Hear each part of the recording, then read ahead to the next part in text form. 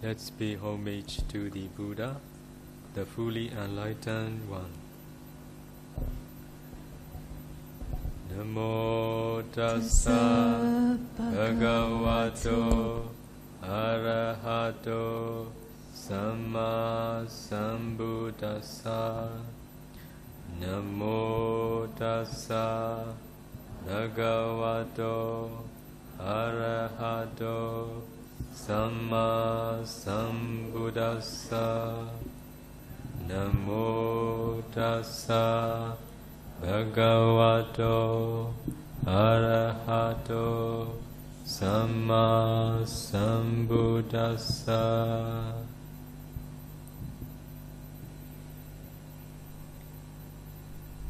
I will pay respect to the Buddha, the fully enlightened one, reciting one of the stanza in my own language.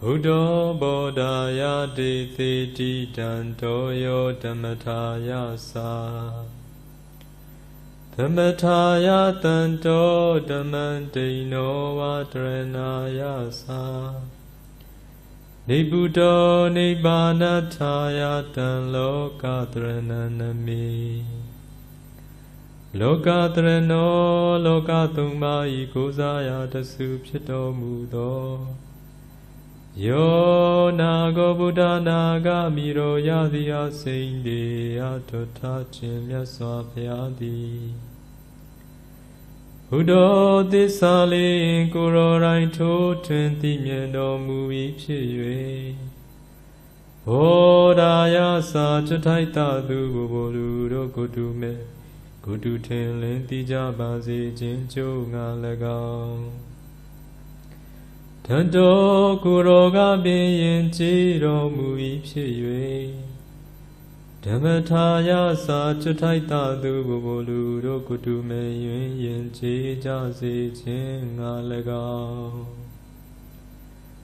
Tanto kurai ga bin kileta upu khat thi nyin tormu wi phit yue Dhammataya sa chathai ta tu bolu ro kotu me yuen kileta pu nyin ja ba se chin nga lagaung Dino wa dandaya nawan garachango Kutan thau chau kuro dan yau pi phit yue tha lyin Dharanaya sa kuro thatu chathai tu ro nibbutawan ma ve kan do Kutan thau chau yau ja ba se chin chou nga lagaung Nibuddho kileta pranibban win san yote Kuro rai nyin tormu wi phit yue Nibbanataya sa kuro thatu we ne lu ro bu khat thi nyin ja ba se chin chou nga lagaung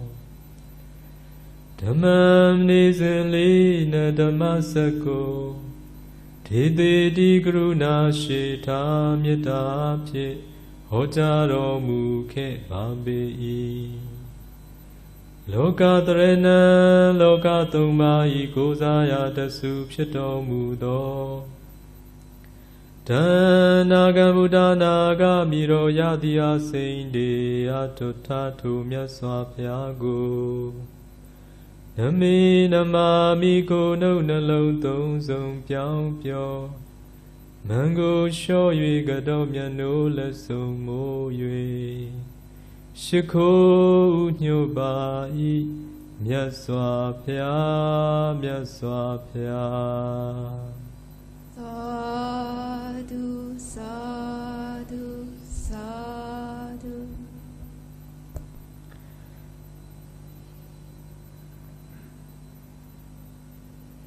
Today is Christmas Day. Today I'm going to give a talk. The name of the talk is A Journey of Self-Discovery.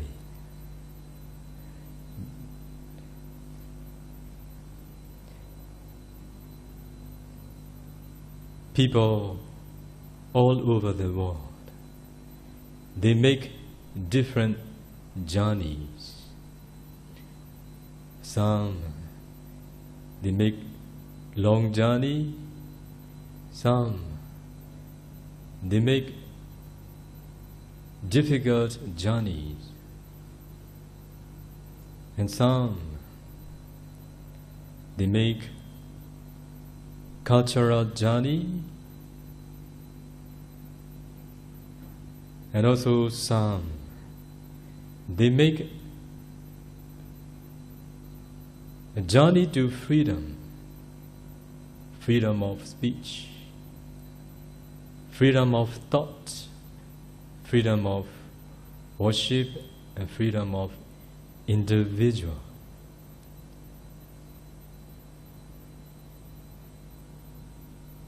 In some country where there is no freedom, they make a journey to freedom. It means they make a journey to democracy. So this is a country where they have made successfully a journey to democracy. Some researchers, they make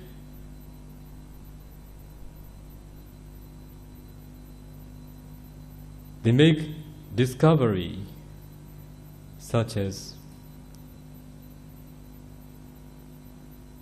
land animal discoveries. They do research, sometimes water animal discoveries. You know Mahatma Gandhi, who is a non-violent leader of India. In 1930, Mahatma Gandhi began a 300-mile protest journey against the British law. It is also one type of journey too. Our country also, they have a long journey for democracy. They have done, sacrificing a lot of people's lives. I think all of you also have done some of the journeys that I have told all of you, but not very important journeys. Today I want all of you to start a journey of self-discovery. Have you ever made a journey of self-discovery in your life? Never one day. Even we have never thought about to make a journey of self-discovery. Do you want to start a journey of self-discovery? Very important. Very important. To know who you are, you need to start a journey of self-discovery. To know where you are, you need to start a journey of self-discovery. Do you know where you are? Do you know? You know, now you are in one of the Chinese monastery, listening Dhamma talk. But you don't really know where you are. You know where, you know the way all the people know. Not the way that you should, not the way that you must know. More than this. Only when you start a journey of self-discovery, and when you are successful in that journey, you will know who you are. You will know where you are. And you will know more to where you need to go more. Do you know? Only questions, not yet answers. Yeah, I will discuss about how to start the journey of self-discovery. based on the teachings of the Buddha. To be able to start the journey of self-discovery, we all need to do one thing. It is what I have introduced to all of you in my last Dhamma talk here. I told all of you, if I explain it, I need to give another Dhamma talk. Do you remember what I have told on that day? Is there anybody who remember? I told all of you on that day. We need to train to be skillful, reading the habits of our own mind. Now, today, based on this, I will explain how to start the journey of self-discovery.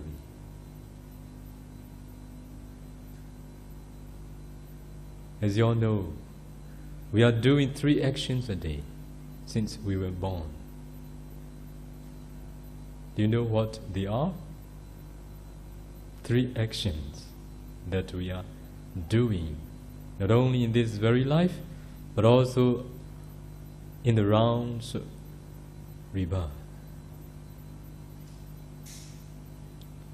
They are bodily, verbally, and mentally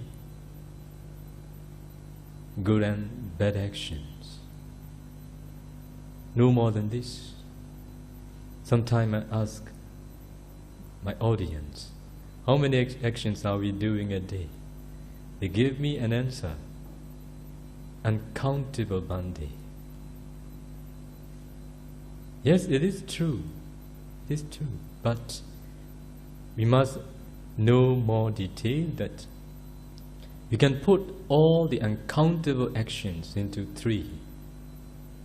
It's just bodily actions, verbally actions, and mentally actions. Either good or bad, or wholesome or unwholesome, just this. Which actions comes first among 3? Mental actions comes first. Bodily actions and verbal actions comes after mental actions. That's why we can say mental actions are the leading one. The leading one. Why do people do? Or why did people do? Or why are people going to do bodily and verbally wrong actions? What is the reason? What is the cause?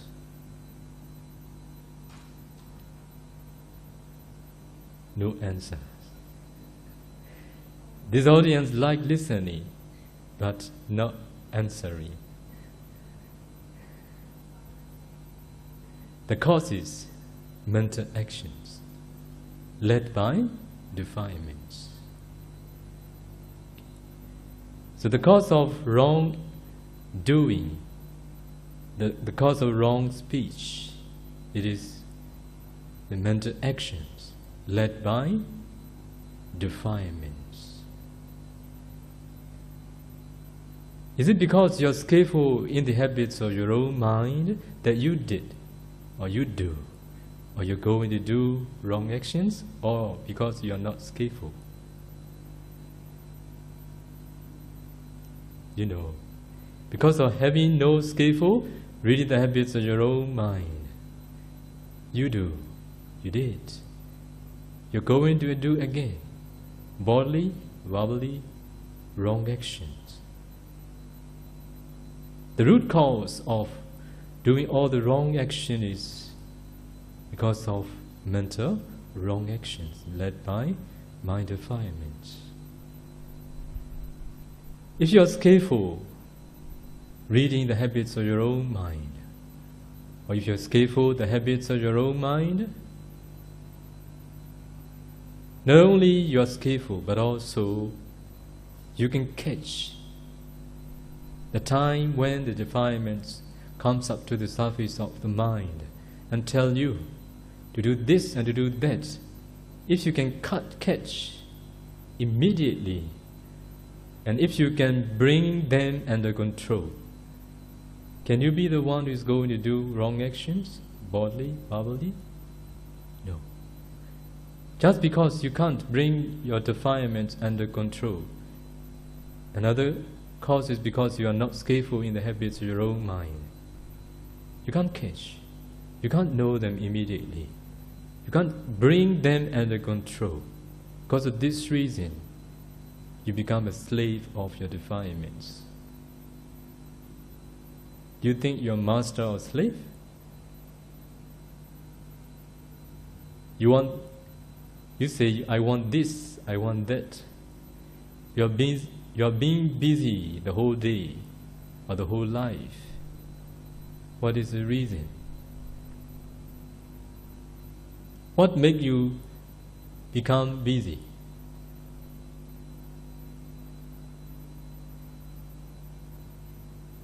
Because of listening your defilements. Because of listening your defilements, you are very busy. So you need to train your mind to be skillful, the habits of your own mind.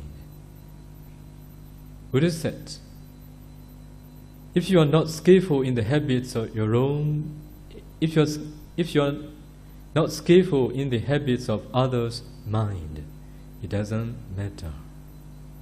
But be skillful in the habits of your own mind. Is it possible to know others' mind? Some. Really? It is possible or impossible to know others' mind? Possible. Possible for those who train the mind to know others. There is a way to train in the teachings of the Buddha to know others' mind. Another question. Even though it is possible, is it easy to know others' mind? No, it is not. But it is possible. It is uneasy. If it is so, do you know your mind? Is it possible to know your mind? Possible. Is it easy to know your mind too? No. It is possible,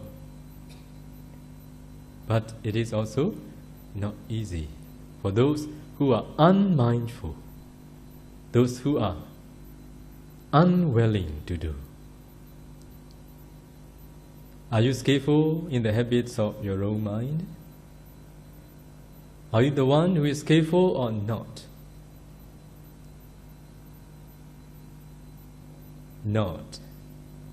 You're not yet the one who is skillful reading the habits of your own mind. Even to know your mind, you never take such responsibility, which is very important for your life. You think there are many things important for you, but I think it is not important for you. You're not doing really something that is important for your life. You're doing something that is not really important. You're spending a lot of time in unnecessary things and not important things, which cannot make you mature, which cannot make you grow up, only which can make you grow old. You're getting older and older day by day. You're not growing up, growing old. I'm old person. I'm not up person. Right? Yes. If it is so, to make yourself grow up, you need to do another or the most important thing in life. It is to do or to train your mind to be skillful in the habits of your own mind. Only when you become skillful, you will know yourself. Only when you become skillful, you will know what you are, where you are, who you are. When you know who you are, when you know where you are, when you know what you are, it will enlighten you to go somewhere more from where you are. If you don't know where you are now standing, you can't know to where to go more from where you're standing. That's why this is a journey that we all need to make. This is a journey that we need to start. For those who are going to start, it is not late. It is early. But who don't do until they die, they make their living without thinking to do for the good of oneself. Now you all know you are not skillful reading the habits of your own mind. Because of this reason, you don't know who you are. Do you know who you are? I'm speaking, but I don't know that you know who you are or not. Do you know? No. Do you know? Smiling. What is your answer of smiling? No? I don't know. Yes, yes. All the people in the world, including all of you, are very interested in many external things. That's why you spend a lot of time to possess all the things that you are interested in. But all these make you heavy in the burden. Okay? All the external things that make you interest in those things make your life become heavy. The more you are interested in those things, external things, the more you will be busy with. The more you are interested in those external things, such as sensuality, different types of sensuality, all these things make you busy. You spend a lot of energy, you spend a lot of time, you spend a lot of money. To be able to spend money, you make money. And then you waste your money somewhere which can make you feel heavy too again. True? What are you doing as a human?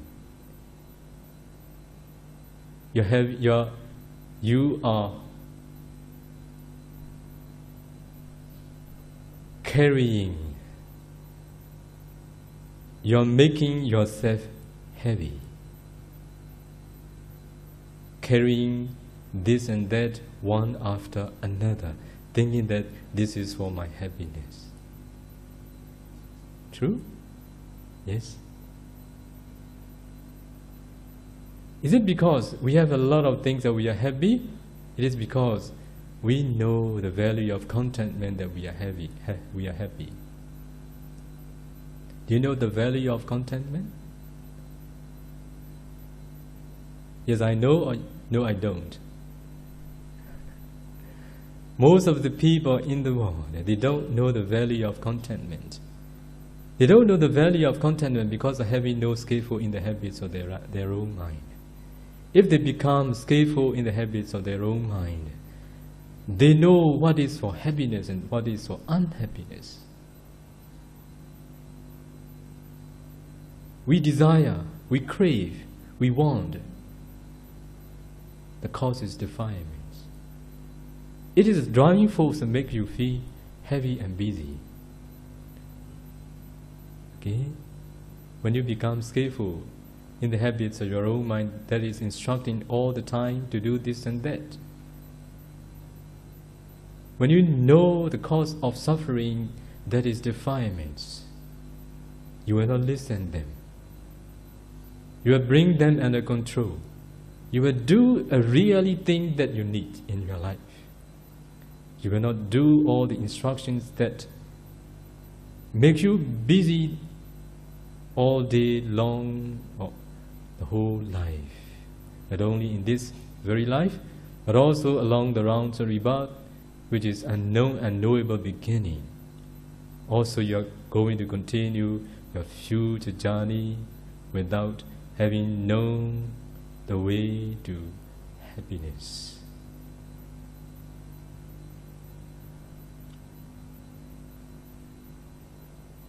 If you know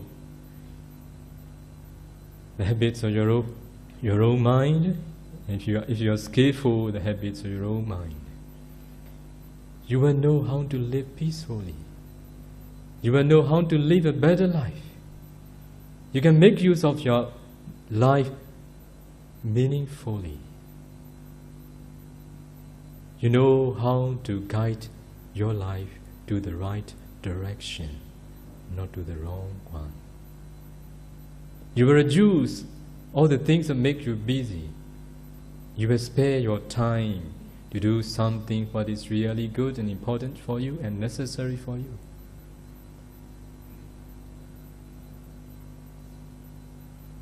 When you become skillful, as I told all of you, you will become aware of the value of contentment.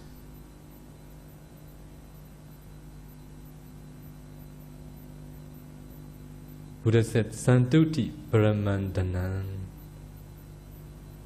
Contentment is the real wealth.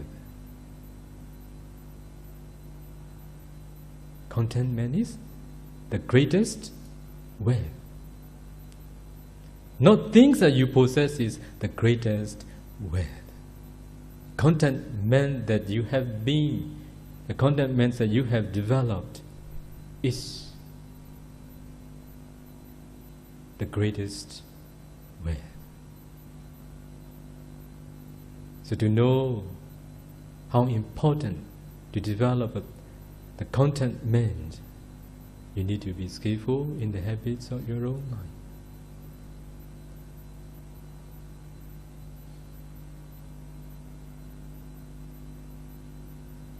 Because of not knowing how to lead a peaceful life, thinking that this is my way of, this is the way we all live. People interfere. Why do people interfere? Do you think interfering is for your happiness? It is for unhappiness. Why do people interfere? Because of not being skillful in the habits of their own mind. What is the cause of doing interfering in life? Because of the instructions of the mind. You don't know what is really necessary to do, what is unnecessary.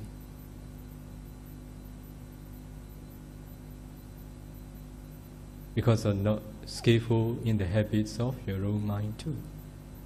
So when you know more and more your mind, day by day, you will avoid interfering. You will avoid many involvement. Many involvement occur because of your mind instructions. Because of involvement allowed in life, you have no time to do what is really important and necessary for you too. The cause of getting involvement with many things, it is also because of Have you no skillful in the habits of your own mind?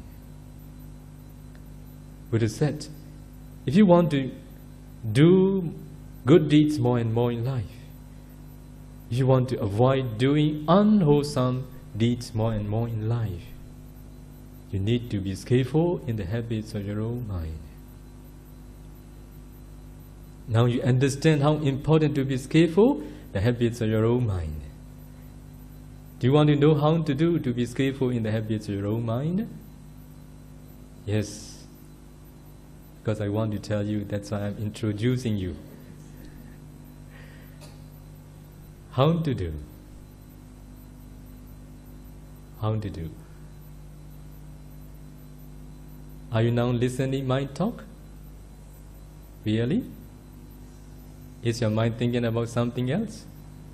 Yes, this is the time you start to be skillful in the habits of your own mind. Even though you are doing something, as if you are doing something, your mind is not doing that thing. Yes?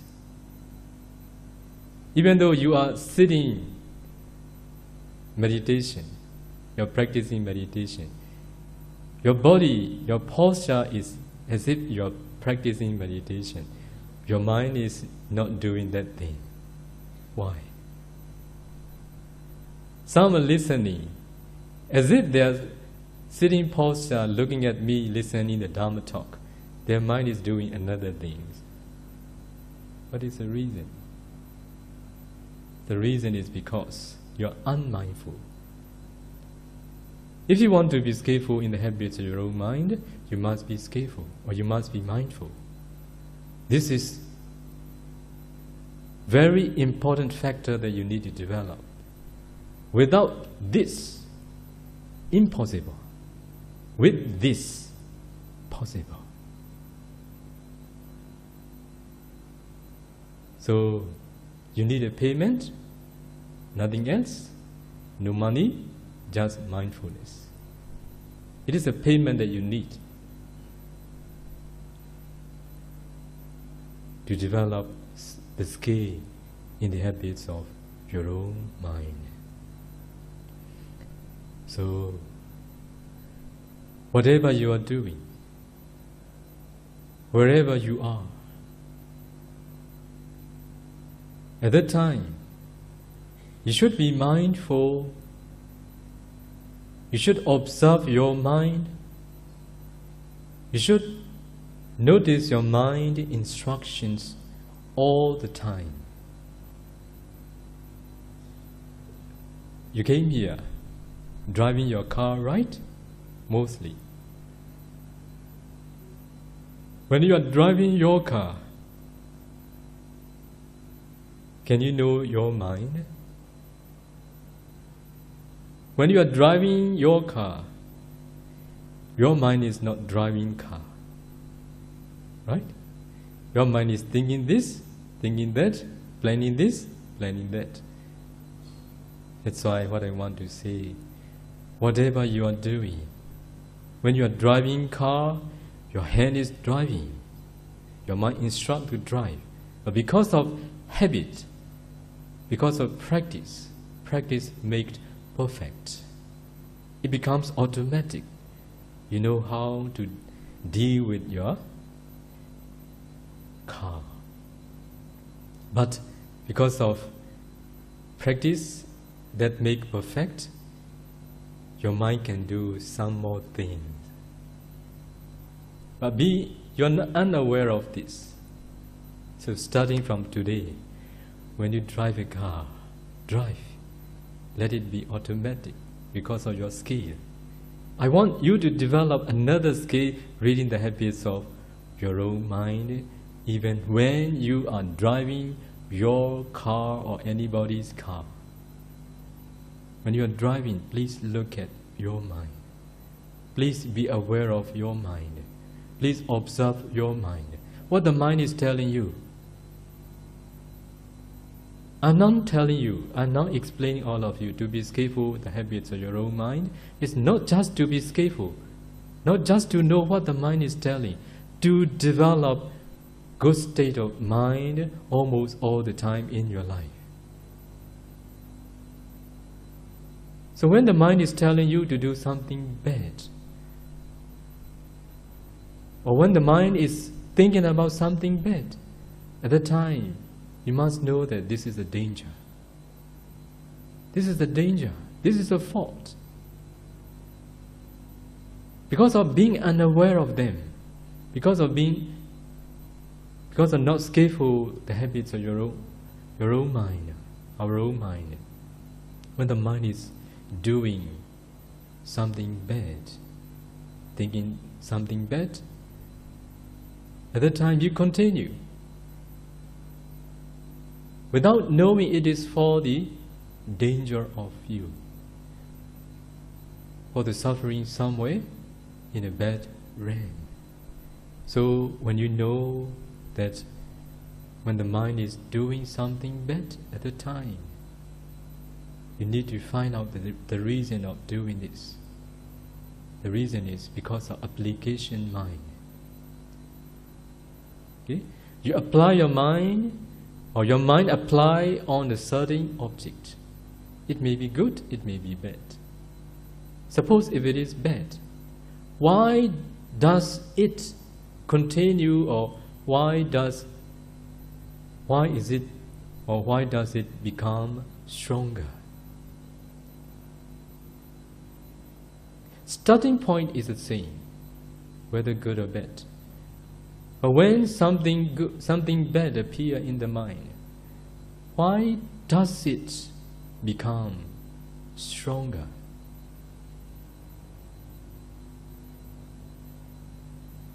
Because you participate with it. That's why it becomes stronger and stronger. How you participate? How do you participate?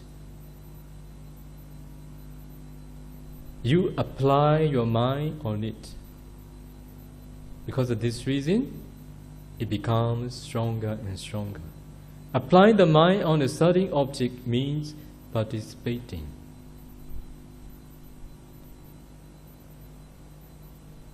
If you want to make it weak, or if you want to stop it, you need to do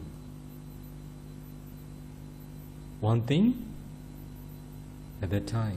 It is to apply the mind on good or wholesome object. Good or wholesome object.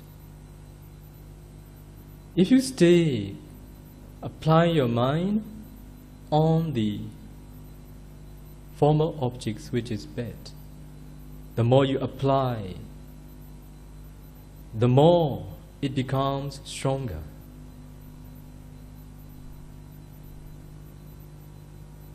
Because of this reason, unwholesome states of mind is developed more and more.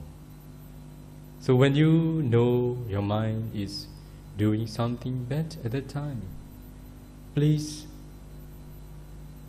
make a habit to change the mind, to apply on the new object or wholesome object.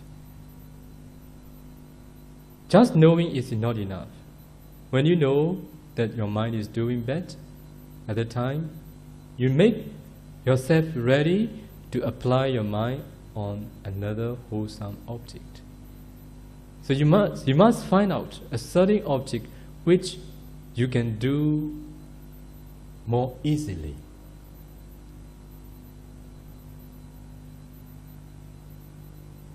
Suppose taking refuge in triple gems, Buddham Saranam Gacchami, Dhammam Saranam Gacchami, Sangham Saranam Gacchami. Is it long? Is it very long? Very short? Or very great? Very great. So whenever you know your mind is doing something what is unbeneficial for you, at the time, change your mind. Apply your mind to the wholesome object. It is what we all need to train. It will not happen by itself. If you are unmindful, it is impossible. If you are mindful, it is possible. Also, one thing important is, you should ask yourself, should I be the one who want to make my mind be in a right mind state almost all the time? You should ask yourself, am I the one who want to cultivate good state of mind almost all the time in my life? Are you the one? I believe you all want to be. If you don't do, it is danger. It is very dangerous. As you all know, our mind inclined doing bad out of the time we are doing good. Is it true? Our mind inclined thinking something bad out of the time we are doing good. For sure. If you are not doing good, our mind is doing bad. Even though you like, it is bad.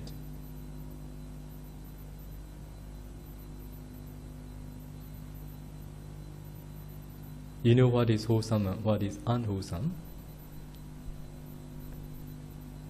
You know? Do you know? What is wholesome and what is unwholesome?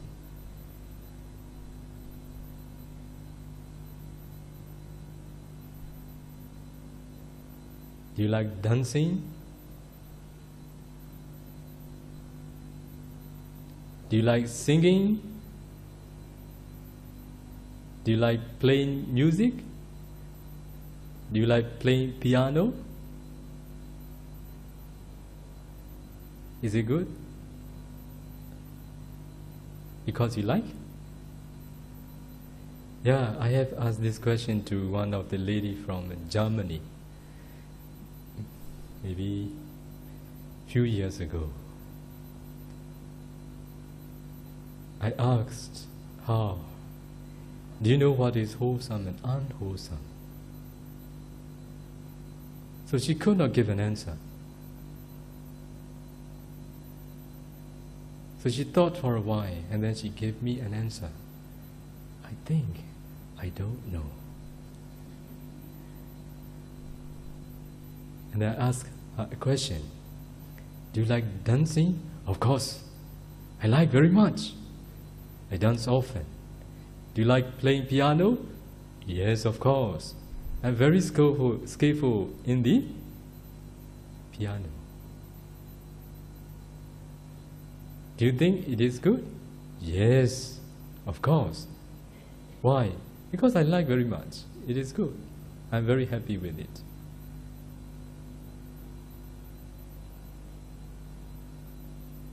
Now you see, people think what they like is good.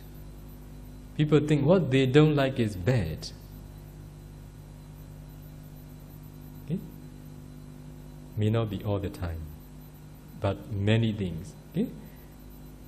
What they don't like, they don't want to do. Another way we can say that because they don't like, they don't want to do.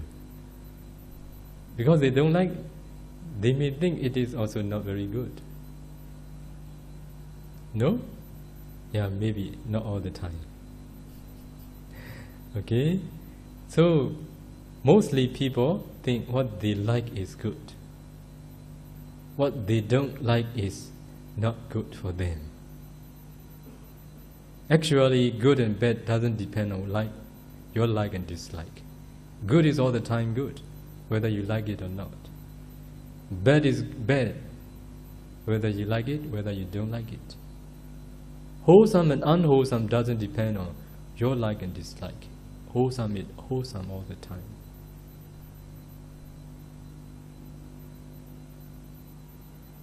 something which is blameworthy,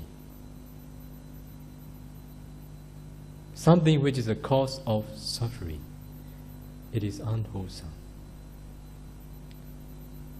Blamed by the wise,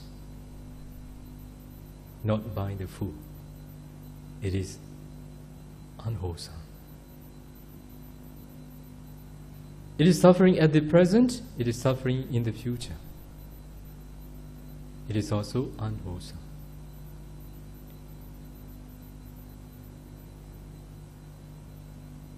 When you are craving for something, have you peace of mind at that time? But you crave all the time one thing after another.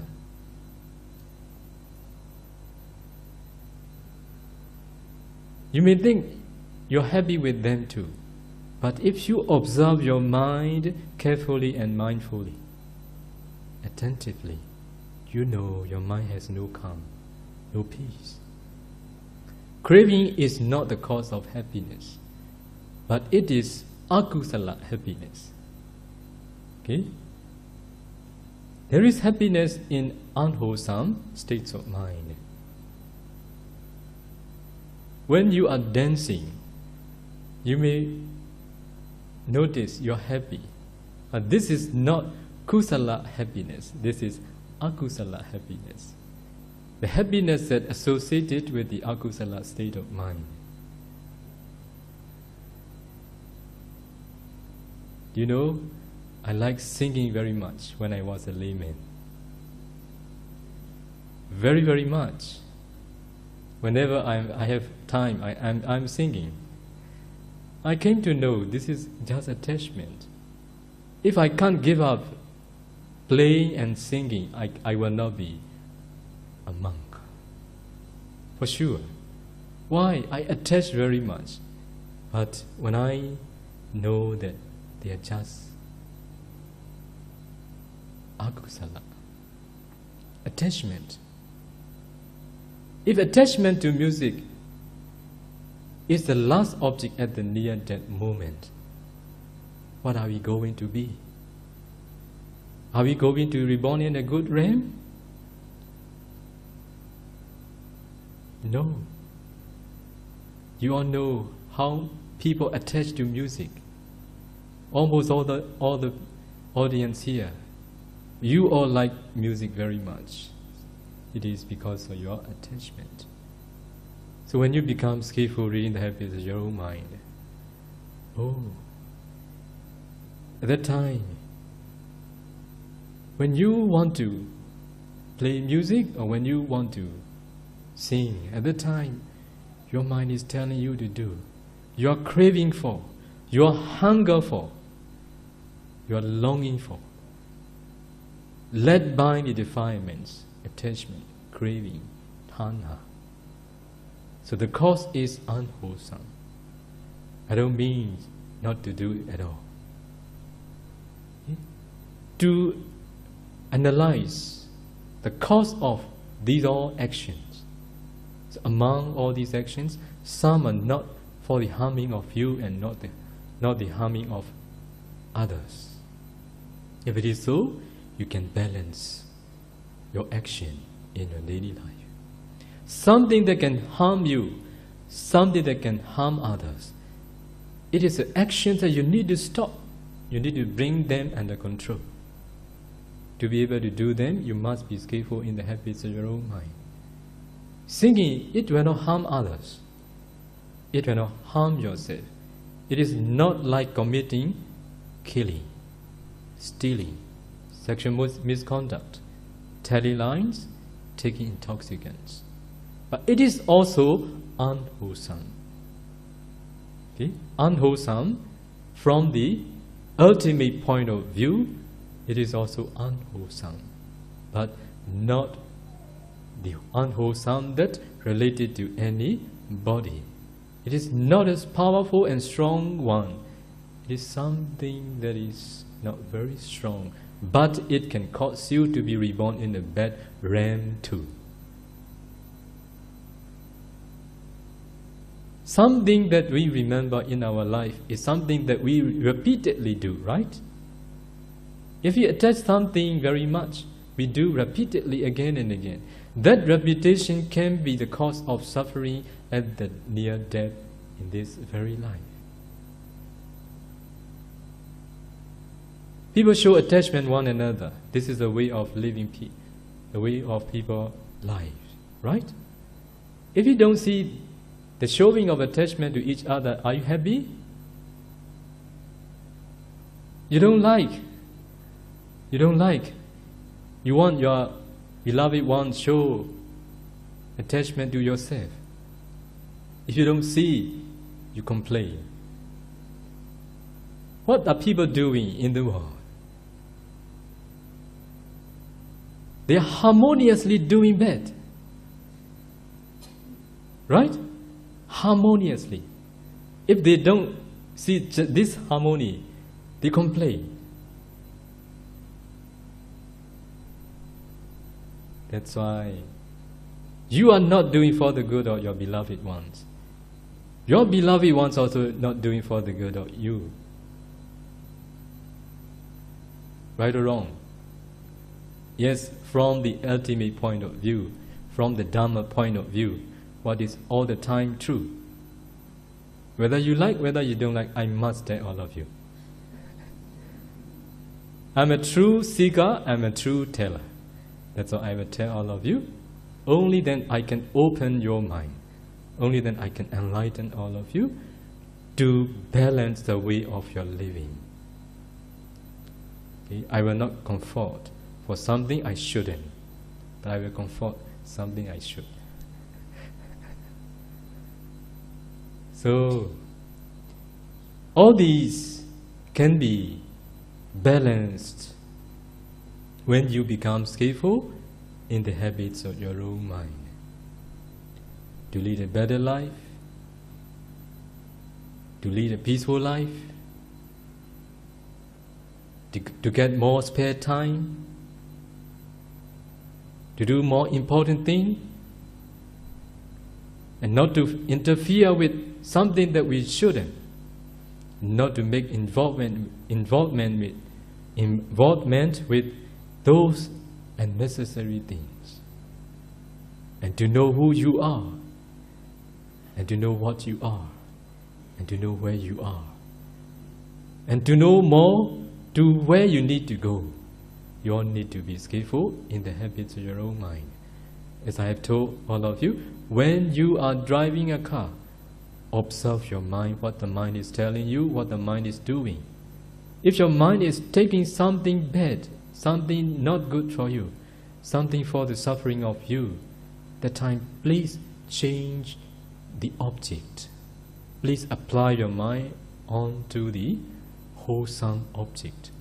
It is what you need to train all day long, out of the sleeping time. Whatever you are doing, when you are cooking, but your mind is not cooking. True? So you need to be skillful at that time. Buddham saranam gacchami. Better, right? Yes, this is what I want all of you to train. Only then your mind will be calm. Your mindset will be wholesome, good state of mind, which will be for the benefit of you. So all the time you can do whatever you are doing, bodily or verbally. One thing that you can do is to observe your mind.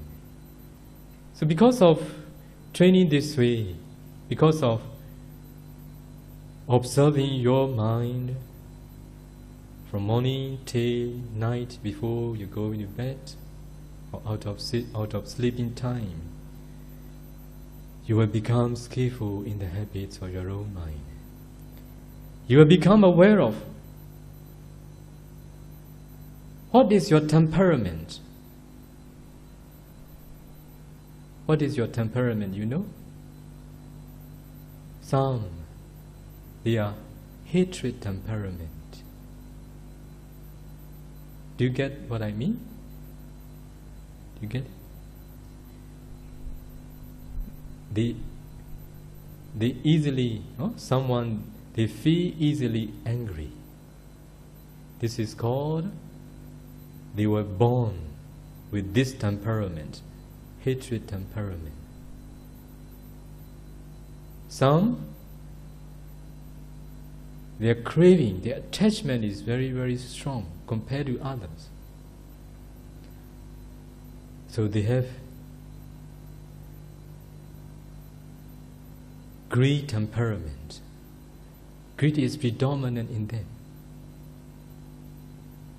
Some, they are very proud of themselves. They easily feel proud of themselves. So they have this weakness. Some, they feel jealous. They feel jealous. They feel stingy easily. It is also because of their weakness. It is because of their past karma too. So when you become skillful in the habits of your own mind, you become aware of which is strong in you. The more you know your mind, the more you will know your weakness. The more you know your weakness, the more you know your strong point too. No one is perfect, but there is good and bad in us. It is not true that all the people are, it is not true that a certain person is bad completely. No. It is not true that you are very good. We all have these two qualities, both good and bad qualities. When you see the bad qualities of others, before you complain, you blame, you find fault of that person, thinking that I am very good. When you become skillful in the habits of your own mind, at that time you come to know that I have such bad quality the same as that person. Only one thing different is her one is stronger than me, or my one is stronger than her. You become aware of it. At that time, you don't want to complain. We have the same things. The difference is only the degree. Some are strong, some are weak. When you become aware of your weakness, initially, you don't want to accept. You reject. No, no, no. I'm not such type of person. But the more you train your mind to be skillful in the habits of your own mind, you have no way to reject. No choice. This is true. I have such weakness. Finally, you accept through your observation. Not by anybody, just by yourself. This is what anybody can make you understand. I can explain, but I can't make you understand. Only when you do practically, you will understand it. So when you know your weakness more and more, so another way also, you know your bright side more and more too. At that time, as you become skillful in the habits of your own mind, you can accept for what you are weak in. You can accept what you are strong in too. What will you do? You will correct for what you are weak in. And you will improve what you are good in. Okay? So in this way, you will improve yourself more and more. You will correct yourself more and more. But because of seeing again and again, you will not just stay without changing anything. You will change. Human are intelligent beings. Those who want to be good, if it is possible, almost all the time. because of not knowing the cause of doing good and the cause of doing bad, people are unsuccessful in the way of living. So when you become skillful in the habits of your own mind, you will correct, you improve. What will happen when you become skillful in the habits of your own mind? You become skillful in the habits of others' mind too. You become skillful. Why? You did a certain action because of what? Mental actions. You can catch immediately when you become skillful. When someone does something, you understand what is the cause of this action. Okay? At the time, this understanding arose in your mind. It is not he or she that does this wrong action. It is just the defilements that instruct him or her to do this. At the time, you can see things separately. The cause of doing things, the cause of doing a certain action, and a person.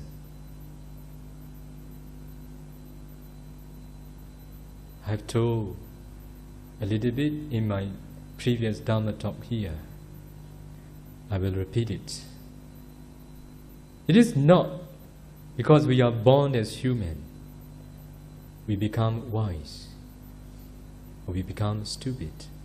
It is because we can bring our defilements under control, we become wise. Also, it is because we can't bring defilements under control, we become stupid. Do you agree with me? If it is so, what make we wise and what make we stupid?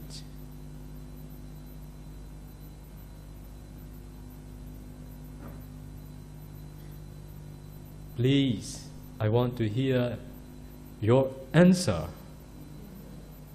What make we become stupid? What make we become wise? You or defilements? Defilements. That's why we do, we're going to do wrong things. Not because of us, just because of having no skill, bringing defilements under control. What is the cause? Not a person, but defilements. Because of understanding this, through being skillful in the habits of our own mind, we can forgive others very easily. Is it good that we can forgive others easily? Yes. If we can't forgive others, who will suffer? We will suffer. That's why don't do anything that can make you suffer. Okay? So when you become skillful in the habits of your own mind, you become skillful in the habits of others' mind. You can accept their weakness too, because you have to.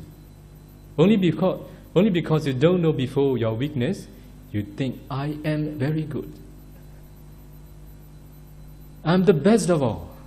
I'm superior to them. Yes, some you are superior. Yes, some you are better. But also others people, they have better quality than us too. They have superior in something in them too. We can accept the reality. When we become skillful in the habits of our own mind, we become the one who can accept the reality. If you are not skillful in the habits of your own mind, you will not be the one who can accept the reality. You're all the time rejecting the reality, holding unreal.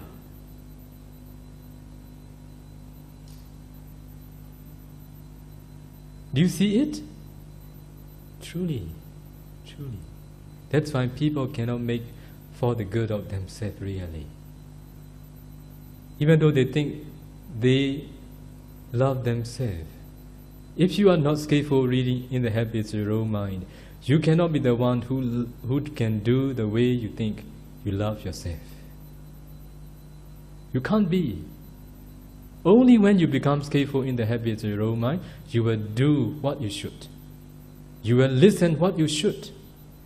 You will not listen all the defilements, instructions, what will endanger you. That's why the one who love appear in the world when they become skillful in the habits of their own mind. When the one who love appear in the world,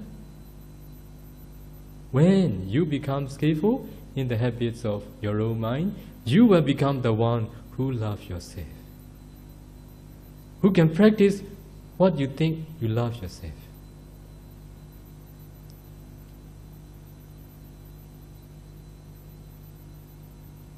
We can benefit a lot from observing our mind. I share with all of you. This is what I have done since I was in primary school, the time I didn't know the teachings of the Buddha. When I was in 4th standard, at the time the interest arose in me. I'm very interested in my mind. I've done since then. I got a lot of benefit from it.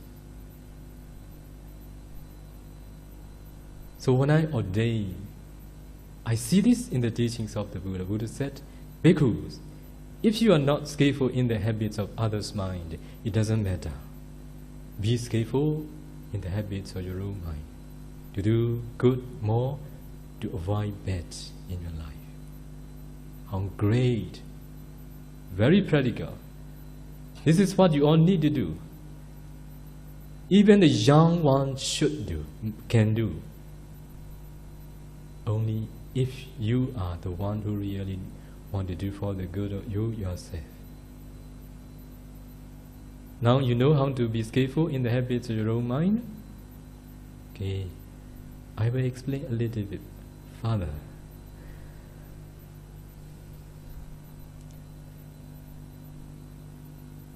Why do we feel greedy? Why do we feel angry? Because we have anger. Because we have greed. That's why we feel angry, we feel greedy sometimes.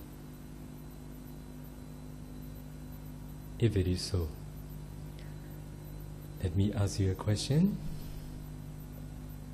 Are you angry with anybody now?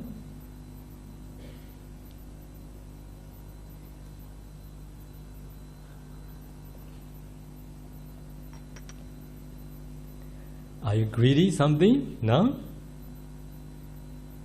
Are you feeling proud of yourself? No. Are you feeling jealous towards someone? No, for sure. Nothing is with you now. If it is so, let me ask you another question. Have you anger? Yes. Have you greed? Have you pride? Have you jealousy? Yes. Yes, if it is so, can you show me where it is? Please. Please show me where they are.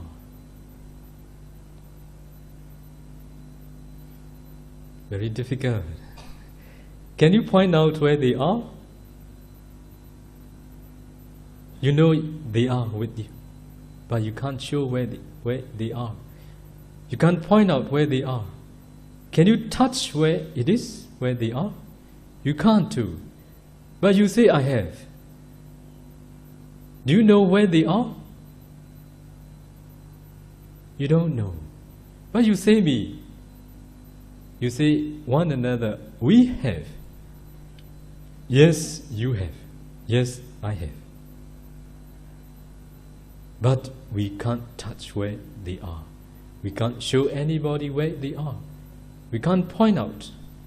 Now they offer me glass of water. I show you this is a glass of water offered to me. I can say temporarily, this is mine. I can touch. I can point out. I can throw at you now, if I want. I can say this is mine from the conventional point of view, but from the ultimate point of view, this is not mine too. Okay, if it is so, from the conventional point of view, can you show me where the defilements are?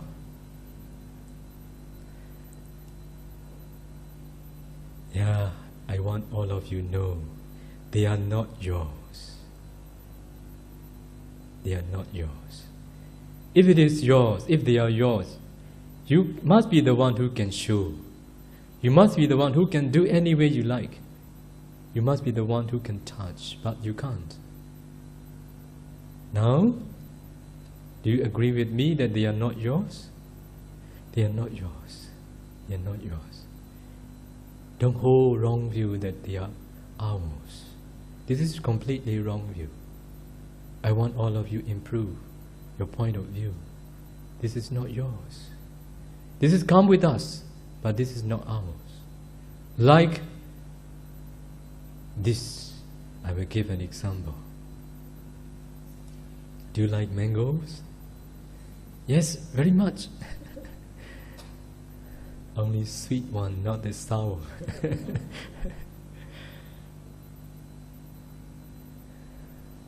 When you see a mango seed, don't you know that it can grow trees and it can bear fruits one day? Do you see trees and fruits in the mango seed?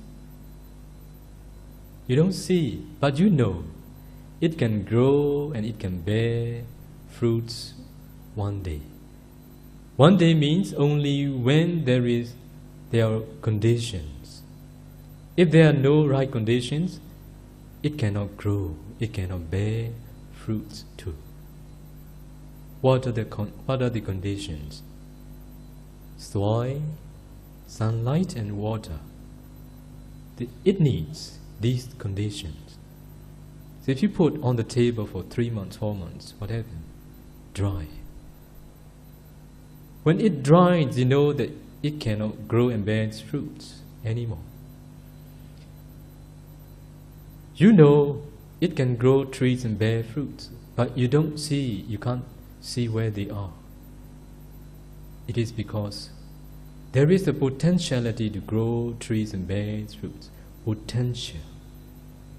When there are conditions, this potential grows and bears fruit.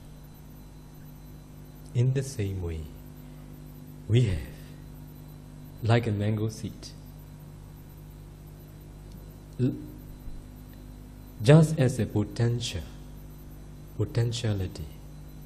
When there are right conditions, they can grow, they can bear fruits, both good and bad. What are conditions? When we see very beautiful, attractive, desirable objects, what happens? The greed that you don't know where it is, the greed that you can't point out where it is, the greed that you can't touch where it is, comes up to the surface and tells you, I want. Who tells you, I want? Greed tells you, I want. But you tell you want. You tell, I want to. Who is wrong? Which is wrong? Greed wants or you want? Greed. Greed has this nature. It wants, it desires, it craves. Right? If it is so, you want or greed wants. If it is so, people say, I am a master of my life when they get something what they want. Are they master or slave? No. No. They are fulfilling the needs of the greed, thinking that they are fulfilling the needs of themselves. Right? So, I don't see people, those who are masters in life. I see only slaves. Those who are serving the needs of the defilements, one after another. Wrongly holding that I become a master because I can get what I want. Just they are fulfilling the demands of the greed that is persistently instructing you to do one after another all the time along the rounds of rebirth. Now you see, if you become skillful in the habits of your own mind, you can understand who needs your needs or the needs of the defilements. Because of clearly understanding, you can't allow yourself to crave all the things, to attach all the things, to want all the things. You will allow yourself what is really necessary. Is it good? Who fulfill only what really necessary?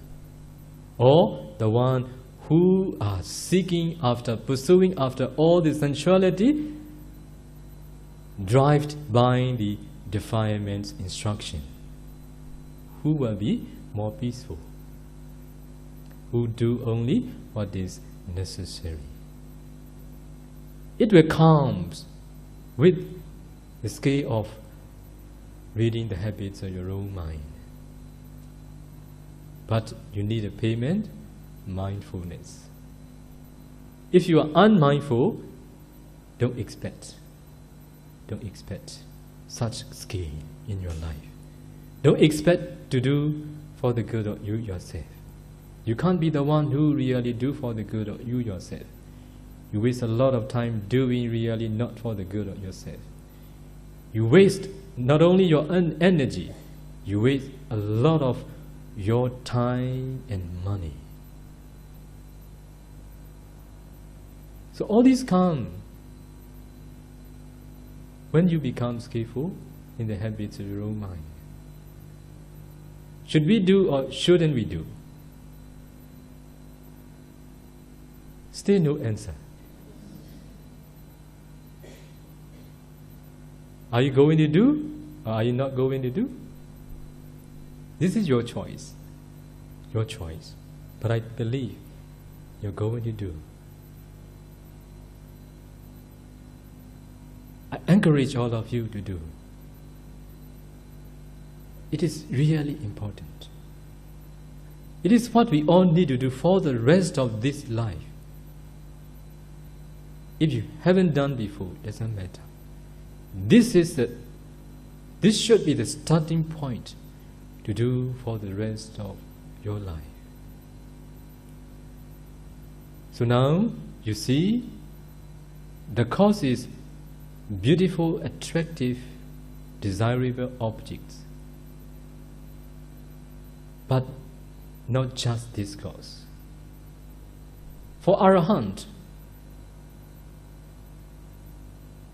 those who have removed all the defilements, even though they see very beautiful, attractive, desirable objects, what can it do? Nothing for them. Nothing. It cannot shake their mind. Their mind is very stable, very pure, no impurity. The same objects give different results. So the cause is not a person, the cause is defilement.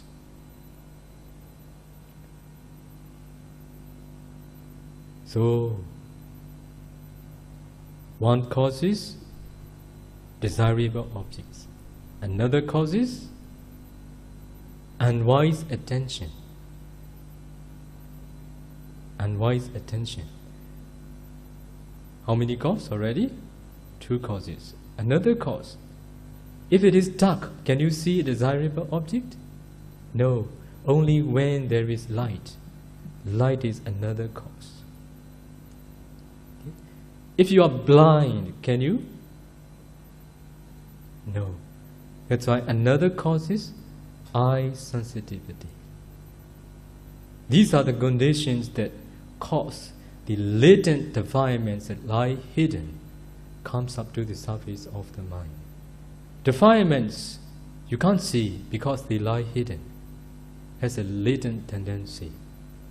Only when these four causes are met, at the time, the craving, attachment that you don't know where it is, comes up to the surface of the mind and tells you, I want.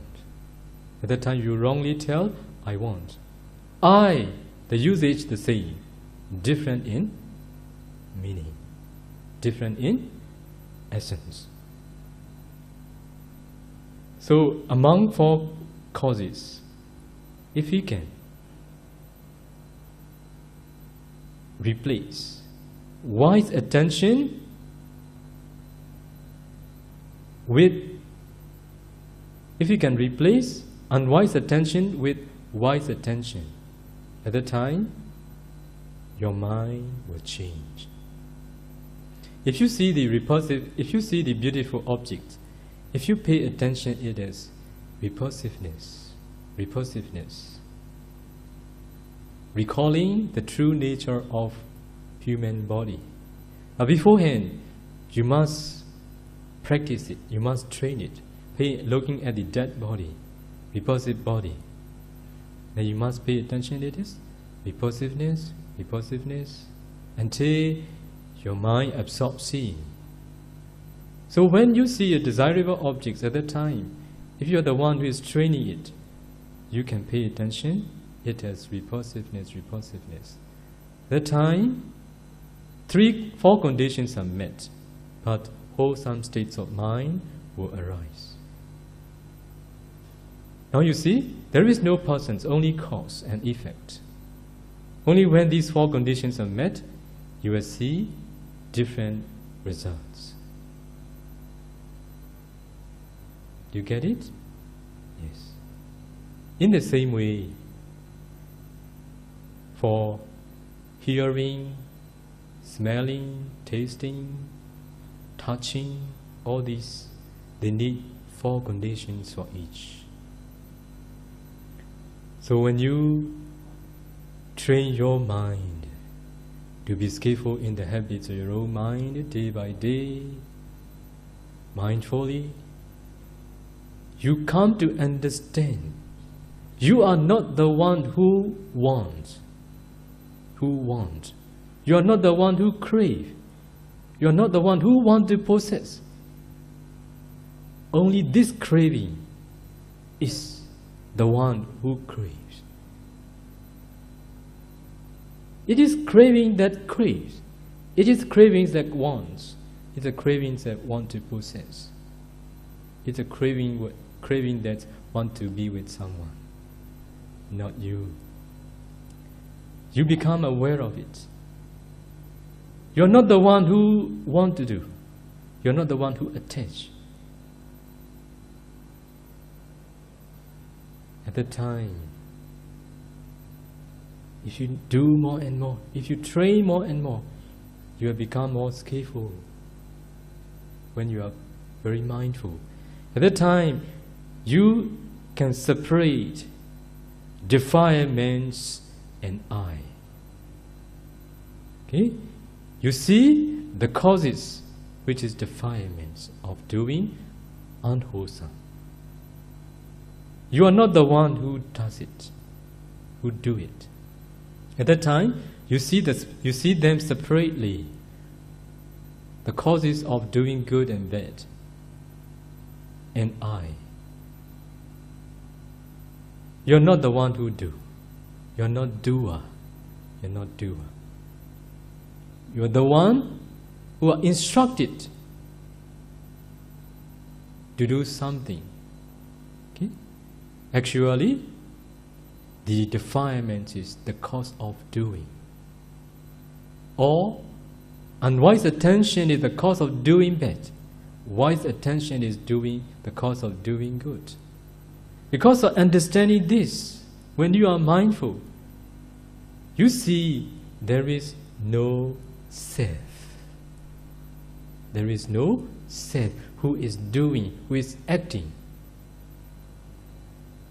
So along the way you are making a journey of self-discovery, you come to see no self. You see non-self. But it is only when you are mindful that you understand this way.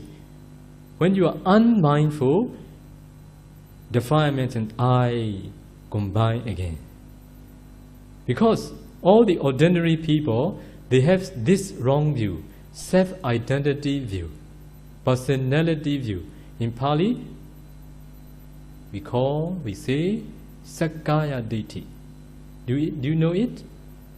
So, holding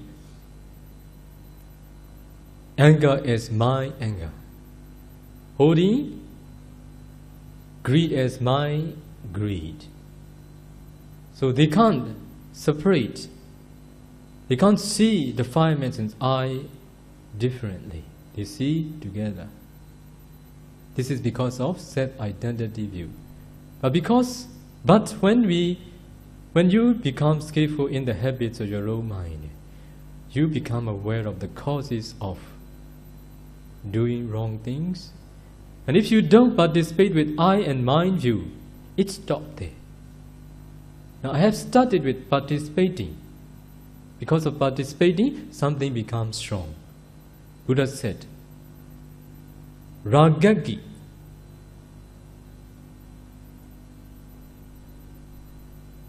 Raga and Eki. Raga, do you know? Lust. Ragaki means fire of lust. Dosaki, dosa and Eki. Fire of anger. Mohaki, moha and Eki. The fire of delusion. Buddha said, anger is fire. So when fire is burning, if you don't add any fuel anymore, what happens? It will be extinguished. But if you add fuel more and more, what happens? It becomes stronger and stronger. In the same way, because of undesirable object, anger that you don't know where it is, which lie hidden as a latent tendency, comes up to the surface of the mind. It is like a fire. It is burning fire in your mind, fire of anger. At that time, if you don't add fuel, it will be extinguished by itself. What is adding? What is fuel here? I view, my view is fuel. Okay?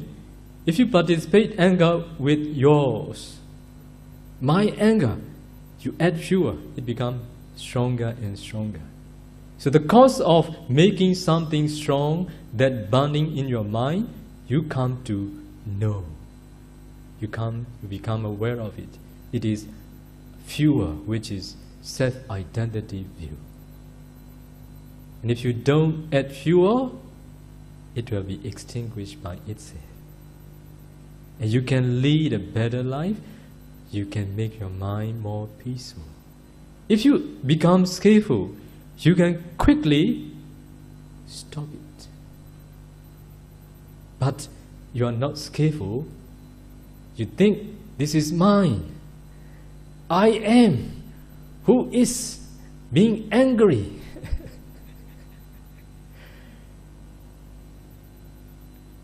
That's why the cause of suffering is not the defilements, self, wrong view. Okay? Self-identity is the view that makes you suffer. So when you become aware that there is no self along the way, you make a journey of self-discovery, seeing no self. You can live more peacefully. But you want to see yourself right? When I start this Dharma talk, you think that, oh, how can I see myself? But now I told you, the cause of suffering is not the defilements, just the self. This self, can I say ego? Okay. That is the cause of suffering. Because of practicing three training, the training of morality, the training of concentration, and the training of insight. Step by step, systematically, according to the past and present, past parami and present effort, someone attained Sotapanna, who attained first path and fruition. The path knowledge, the first path knowledge removes three fetters. You remember what they are? Self-identity, doubt, and attachment to rite and rituals. These three factors has been removed completely without remainder by the first path knowledge.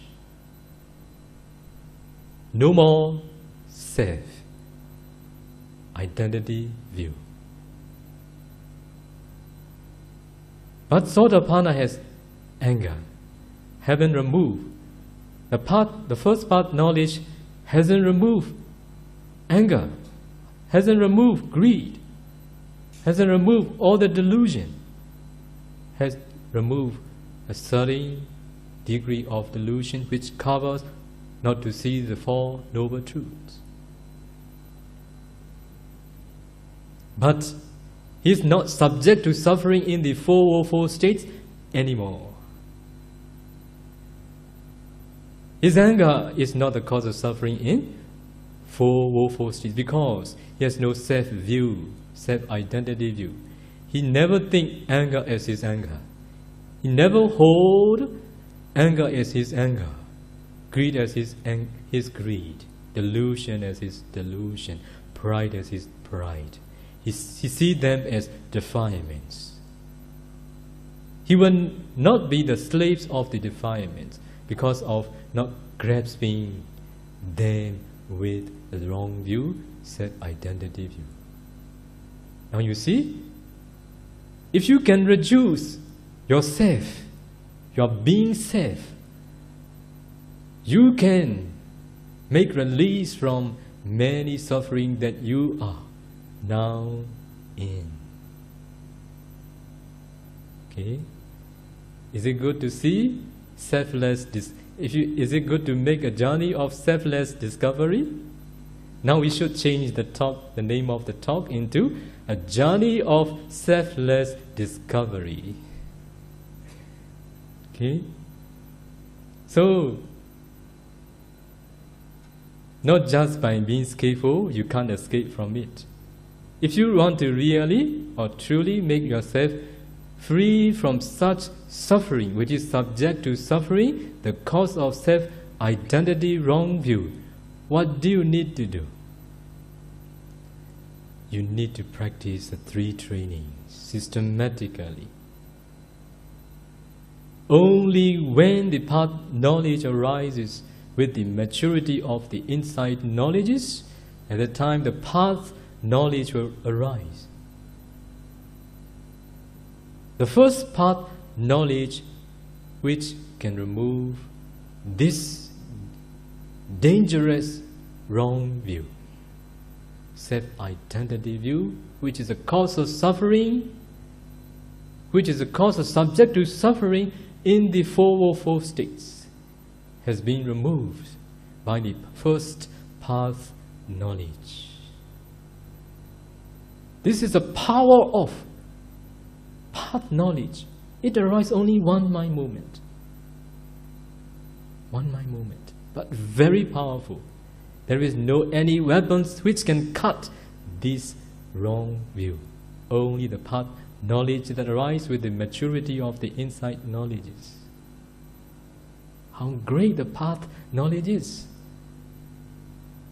Or do you think is it possible to attain such past knowledges in this very life? Yes, possible to those who follow, practice the true teachings of the Buddha, not for those who don't follow. I use the true teachings of the Buddha, not untrue teachings of the Buddha. Now, I say frankly to all of you, all over the world, those who are teaching meditations, many, they are not teaching the true teachings of the Buddha. There are many traditions, what you like, because you are happy with. The true teachings of the Buddha, you may not like, because it is difficult. When you are going to practice the true teachings of the Buddha, never rely on like and dislike. Do practice according to the instructions of the Buddha, and you will be really happy. Finally. So never depend on like and dislike. Like and dislike. What is the cause of like and dislike? Defilements. You want to liberate from your defilements, but you depend on like and dislike again. How can you liberate? You guide yourself to the wrong way, depending on like and dislike. This is not the way. Okay? Never expect along the way you practice. Expectation is not the way to success. Now, you all are making a journey to success in your life as a layperson. You may be successful in your business, but success is what I want to say. Success is a journey, not a destination. Okay? If you are successful in your business, do you stop? No, you make another journey to success. There is no end, because led by the defilements. Success through the Dharma, a journey to success in the Dharma has an end, because it removes all the defilements step by step, that your desire reduce day by day more and more. You will see the end where there is no desire, no craving. Okay? Which way do you follow? Which has the end success? A journey of Dhamma, not a journey of success in business. But please make a journey of success in Dhamma, which has an end. So when you attain first path knowledge, you have removed the self-identity view. You become a selfless one. Okay? You become the one who are successful in a journey of selfless discovery. You will be no more subjected to suffering in the fourfold states. You develop unshakable faith in the Buddha, Dharma and Sangha. You will always be a noble person, not only in this very life, but also in the futures wherever you are going to be reborn. Even though you don't know, you yourself, I'm a noble one, you will never break 5 precepts. So, I want all of you start a journey of self-discovery. I want all of you see, even though you make a journey of self-discovery, you will see a journey of selfless discovery. Not just by seeing with your observation on your mentality, but by practicing 3 trainings, may you all be able to remove yourself, which is the cause of suffering at this present and in the future. May you all be successful in a journey of self-discovery, and may all be able to make successfully a journey of selfless discovery finally. May all be able to make an end of suffering in this very life. Sadhu, sadhu, sadhu. Thank you very much, Bhante. Do we have time for questions? Does anyone have questions? You can put up your hand. Otherwise, maybe. Oh, okay. Brother Gigi.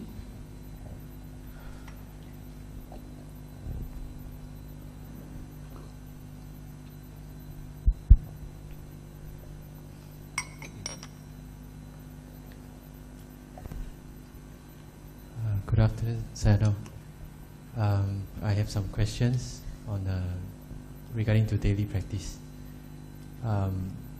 Sometimes when the mindfulness is continuous, then there is the realization that there's less of a self, whereas the view is you can see that this is just thoughts, this is just feelings, this is my intentions. But then when the mindfulness is not so strong, then there are times where there's a lot of identification with thoughts, feelings, as my thoughts, my feelings. Even though there is there's understanding, that there's a little bit of understanding, this is happening, this is going on, this is because of certain view that I have, but still the identification is very strong. And even at that time, if one were to practice, it's difficult to practice wise attention because the view that the mind has is already distorted. So what is Sayadaw advice on this?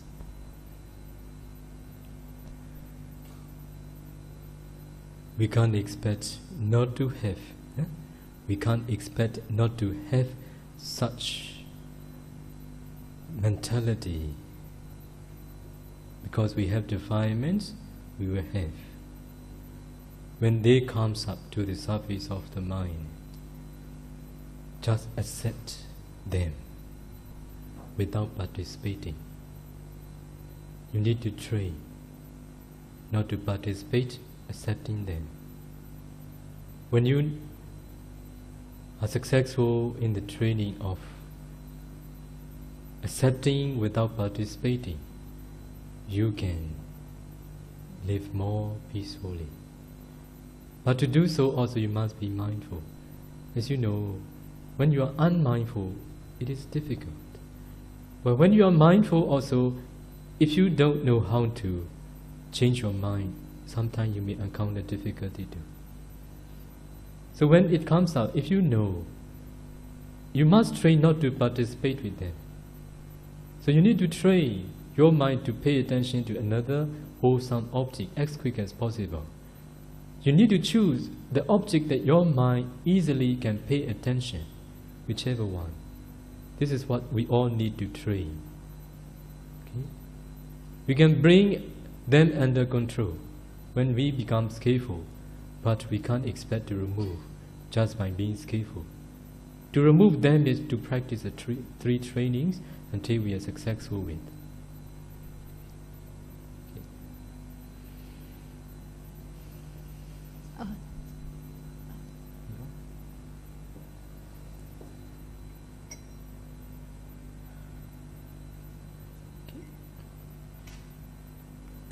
Okay.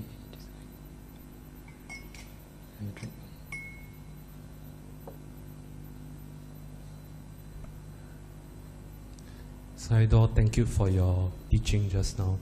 I have a question on the Sakaya Ditti. Would you advise that on a daily basis, whatever we do, be it walking, typing, reading, or listening, do we always repeat to oneself, reading, walking, typing, looking?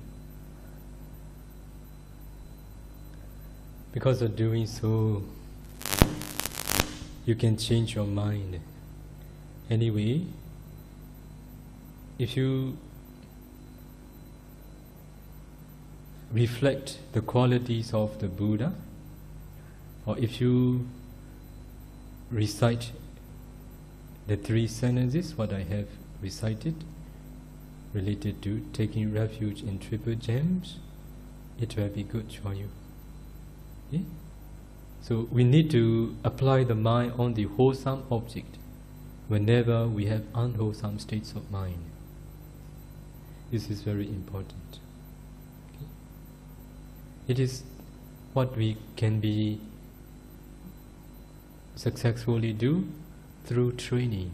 Without training, impossible. You must be very determined to do. Okay? Bhante, I have a related question here.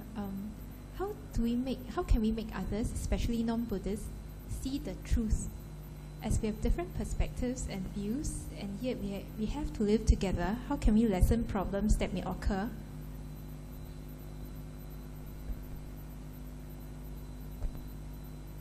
Please repeat the first one.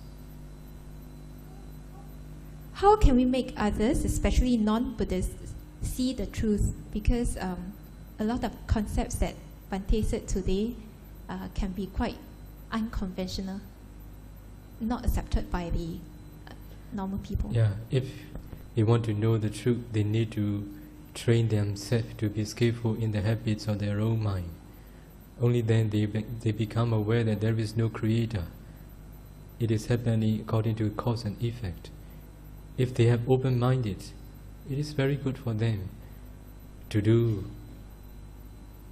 It is not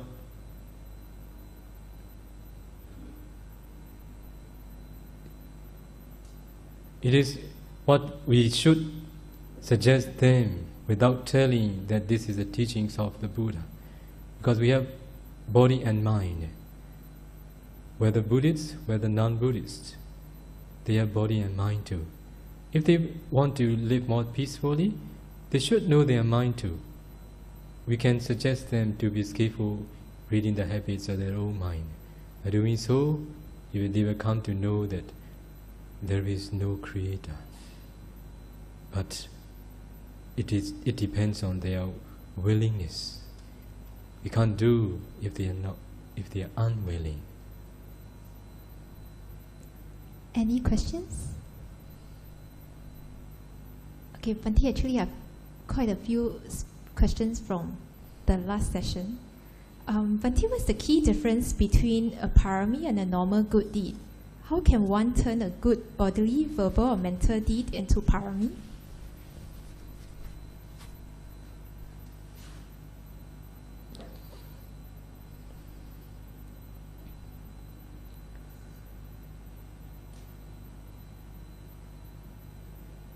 Parami,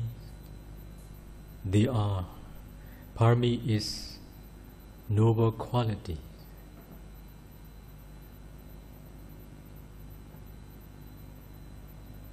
When we are going to make an offering, at that time, we can fulfill parami if we understand how to fulfill its parami.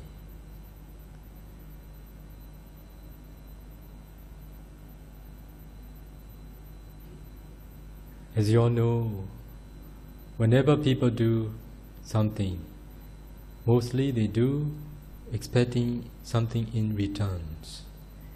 If they do this way, it will not be the way of fulfilling parami.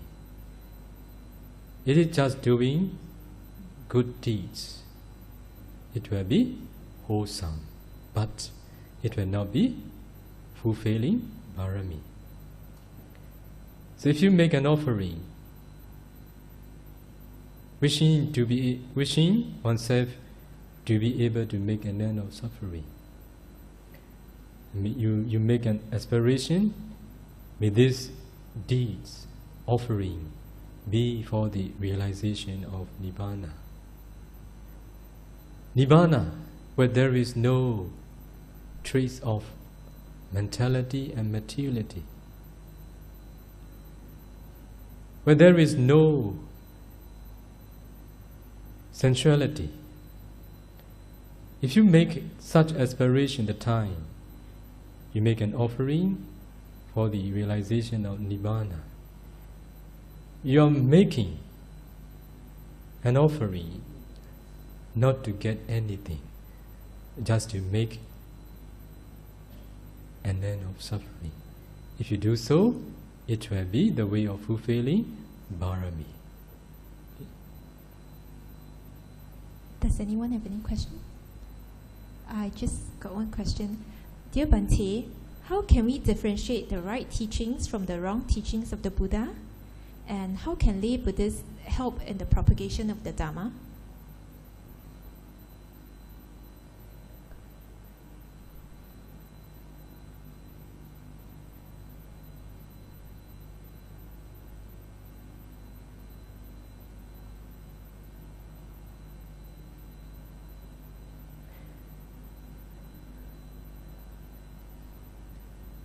Buddha taught. In the teachings of the Buddha, there are Suttana. So there is Abhidhamma and there is Vinaya. 3 Pitaka. 3 baskets of the teachings of the Buddha. Do you accept Abhidhamma?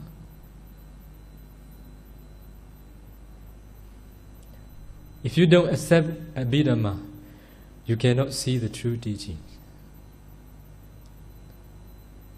Only because of Abhidhamma, we partially understand that Buddha is omniscient one. Only through learning, studying Abhidhamma, you will know how great the knowledge of the Buddha.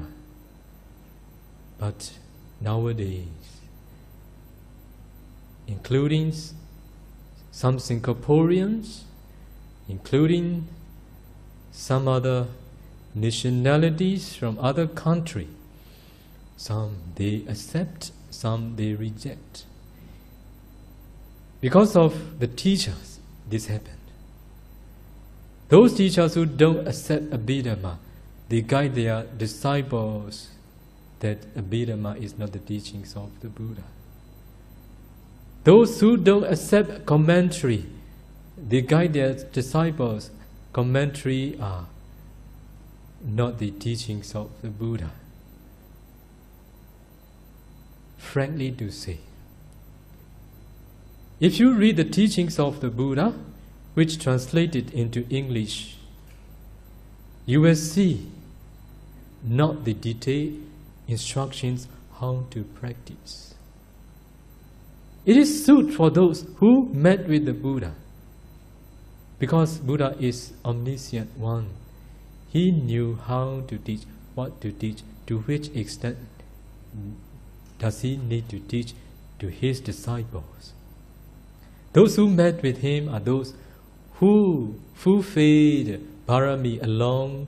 He was fulfilling Bharami as a bodhisattva in many, many existences that Buddha know them well. To which extent do I need to teach them? But for nowadays people, commentators know. Later generation will not understand properly what the Buddha said. So they wrote commentary, not by their own. In times of the Buddha, some they approached to the Buddha, listened the Dhamma from the Buddha, and that they didn't understand, because among many audience they can't ask the Buddha at that time. So they went to see Venerable Sariputta, Venerable Anuruddha, Venerable Ananda, asked, what is the meaning of this? And they explain more detail. It is handed down from one generation to another, first orally. They are commentaries. Only when those who knew that later generation, they have no such good memory to memorize, and they had to hand it down orally from one generation to another, they studied written down into books. Okay? So commentaries are handed down in this way. We know how to teach deeply because of commentaries explanation. Yes, the Dhamma talk I've given in yesterday night Q&A section in the Masatipatthana Sutta. So it is translated into English, the body, contemplating the body as the body. So kaye kayanupasi viharati. This is translated into English. Kaya. Mostly you know kaya is body. But in the commentary it is explained. Kaya here means Rupa Kaya and Nama Kaya. We can't translate just body. What is Rupa Kaya? What is Nama Kaya? Rupa Kaya means a group of materiality. Buddha taught past, present, future, internally, externally, near, far, superior, inferior, gross and subtle. Altogether 11 categories. These are called Rupa Kaya. Nama Kaya means group of mentality. It is also 11 categories. Need to contemplate these Nama and Rupa in ultimate sense. Okay? So without reading the commentary. So please be aware of those who don't accept commentary. They translate the way they understand. It becomes their own commentary. Which commentary is more reliable? Those who know the wish of the Buddha or later generation. Okay? That's why we know how to teach. Because of commentary explanation, there they explain step by step how to practice. Okay? That's why if you want to learn the true teachings of the Buddha, you must be the one who follows. Those who accept the teachings of the Buddha, Pali, commentary, Abhidhamma, but this is not enough too. Those who accept commentary and Abhidhamma, they also don't follow commentary and Abhidhamma too. They follow their traditions, their teacher's tradition. This is also bad too. Okay? If it is not in accordance with the teachings of the Buddha, we also should not follow those traditions too. But if it is in accordance with the teachings of the Buddha, whichever tradition, it is okay. Okay? I can see generally only. You need to take time to know the truth. And Bhante, how can lay Buddhists help in the propagation of the Dhamma?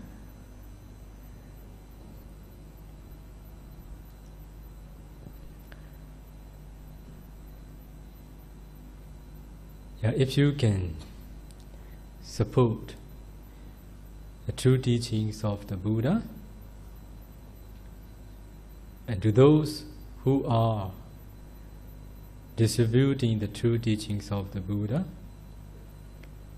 you are the one who is supporting propagation work. But initially, we all don't know who is doing propagation work righteously, in a right way. It doesn't matter. If you respect someone, we should support, because we respect wholesome states of mind arise. But along the way, you need to observe whether my teacher is teaching the true teachings of the Buddha. You need to depend not on the person, but on the Dhamma. People, mostly they depend on the person, not on the Dhamma. People quarrel one another because of depending on a person. If you depend on the Dhamma, there will be no quarreling. Okay? That's why please divide a person and the Dhamma, and do study, follow the Dhamma, not do a person. If I am not telling the Dhamma, please don't follow. It is dangerous for you.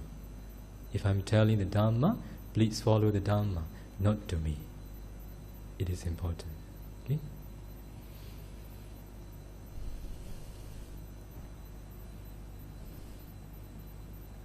Bhante, just a practical question. I've recently joined a running event that involves running through a forest, and it's organized by a group that's trying to do a good cause by raising awareness to preserve this forest. But after I signed up, this thought came to my mind that during the run, will we actually be squashing and killing the worms and the insects in the forest and actually, in a way, causing more damage? So although the run is for a good cause, now that this thought has come to my mind that I might be squashing the insects and the living creatures in the forest, should I then withdraw from the run? Chetana hambikwi karma vadami. I declare volition as karma, Buddha said. Okay? If we are going to do something, we need to observe our mind, whether we have good intention or not. If we have good intention, so if we have no bad intention, it will be right. Anyway, if something we are going to do is for the suffering of others, if we really know better we shouldn't. Okay? Only after doing that, we doubt whether I have done something bad for others, creatures. You may have doubt, but you have no bad intention. You should not feel any bad thoughts in your mind. Okay? Because the time you're doing, happily doing, at that time you may have no any bad intention. But if you become aware of something that can be damaged by your action, at that time you should be more mindful. Okay? If you mindfully do with good intention for oneself and others, it will be fine. Okay?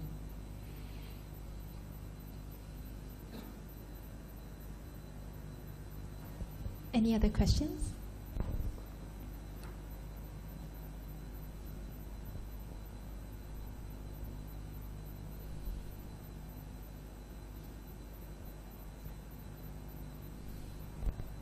You can just speak, there is a delay. Hello, Bhante, could I to ask, previously in your previous talk, you told us that not to put in too much effort when we do meditation because it will cause craving or more greed.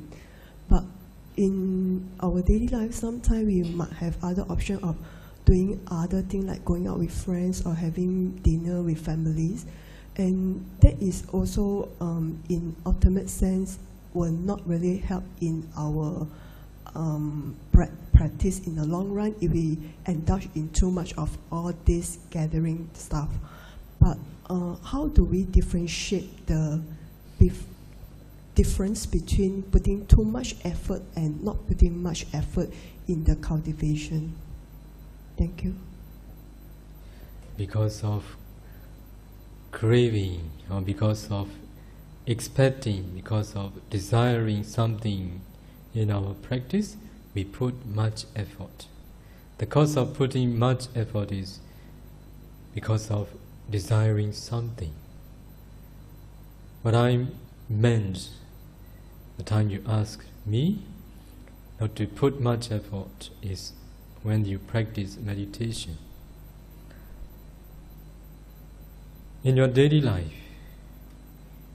if you are living righteously, if you make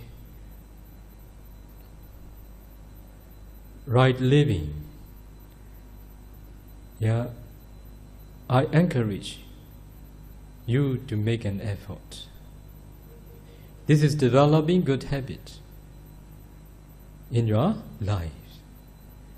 Only when you practice, you need to balance everything. Expecting, desiring results, if you practice, you will put much effort. Because of habit in your daily life, putting much effort, it influences your practice too. So what I notice, Westerners, those countries who have education like Western country, they have the same problem. When they practice, desiring the results, they put too much effort. I need to suggest or remind them not to put much effort. Singaporean too, they put much effort when they practice. So, to understand not to put much effort, you need to practice under the guidance of the qualified teachers. The teachers will remind and suggest you how to do, how not to do. Now you are not yet practical, that's why it is difficult, I think, for you. In the interest of time, I think we just have about time for just one last question. Evan.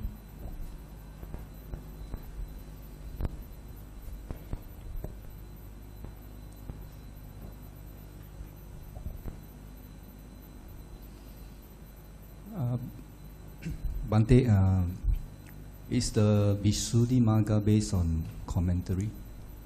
Visuddhimagga is commentary. It's based on commentary. Okay. Another question. I think you answered this last week during the talk, but I was not mindful. So could you please repeat the answer?